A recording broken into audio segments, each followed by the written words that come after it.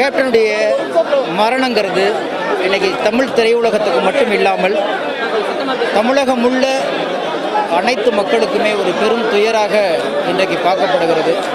காரணம், ஒரு அரசியல் தலைவராக மட்டுமில்லாமல், ஒரு நடிகராக மட்டுமில்லாமல், சக மனிதனோடு ஒரு யதார்த்தமான வாழ்வியலை புரிந்து கொண்ட ஒரு மனிதநேயம் உள்ள ஒரு மனிதராக இந்த மண்ணில் வாழ்ந்திருக்கிறார்.